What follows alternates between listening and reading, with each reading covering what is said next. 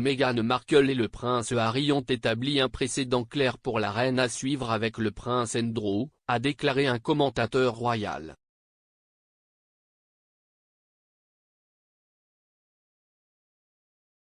Le prince Andrew fait actuellement l'objet d'une affaire civile d'agression sexuelle avec l'accusatrice Virginia Giuffre.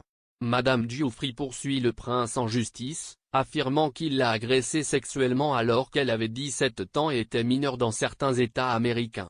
Le duc nie avec véhémence les allégations, mais ces luttes juridiques en cours ont suscité des spéculations quant à savoir s'il devrait conserver ses titres et son poste à l'avenir.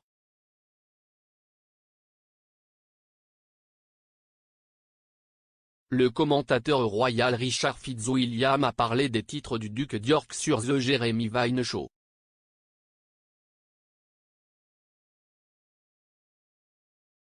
Monsieur Fitzwilliam a déclaré : « J'aurais pensé que dans le cas où Andrew perdrait son titre, nous envisageons peut-être un précédent très différent mais qui pourrait fonctionner. »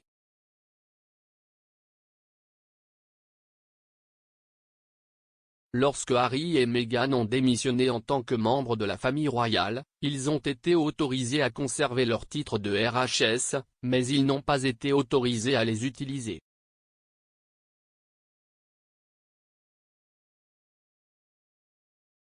J'ajouterai cependant, il était attaché à 230 associations caritatives, il a toujours des liens avec un grand nombre d'associations caritatives, il y a ses liens militaires, et il ne fait aucun doute ce que tout le monde penserait de ses liens royaux, s'il perdait l'affaire, serait inapproprié.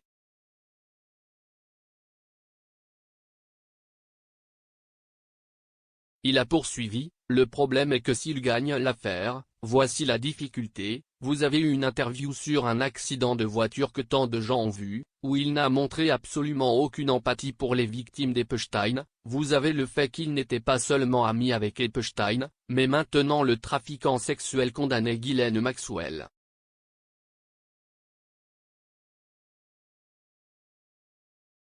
Vous avez également le fait que jusqu'à présent, il n'a pas coopéré avec le FBI, du moins apparemment pas, lorsqu'il essaie de retrouver les complices d'Epstein.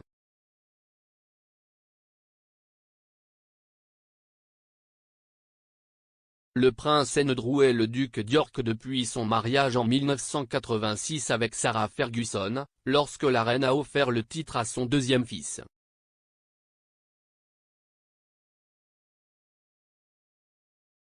Le prince Harry et Meghan Markle se présentent toujours comme le duc et la duchesse de Sussex, malgré leur démission de la famille royale. Les spéculations sur l'avenir du duc d'York ont encore été relancées à la suite de la condamnation de la partenaire d'Epstein, Ghislaine Maxwell, la semaine dernière.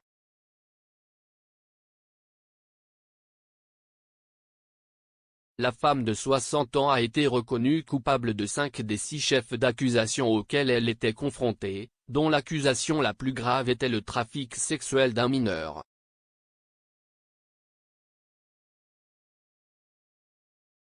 Le verdict a été rendu après 5 jours complets de délibération par un jury de 12 personnes à New York.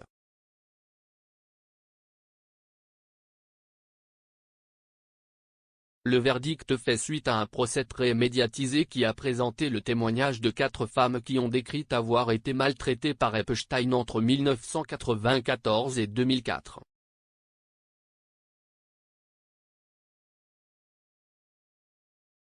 Maxwell n'aurait montré aucun signe visible d'émotion lors de la lecture du verdict mercredi dernier, ne se versant qu'un verre d'eau qu'elle a siroté 2 fois.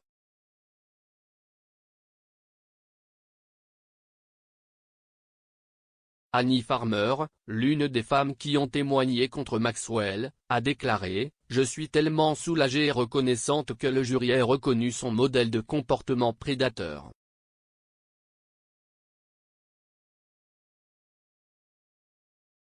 J'espère que ce verdict apportera du réconfort à tous ceux qui en ont besoin et démontrera que personne n'est au-dessus des lois », a-t-elle déclaré.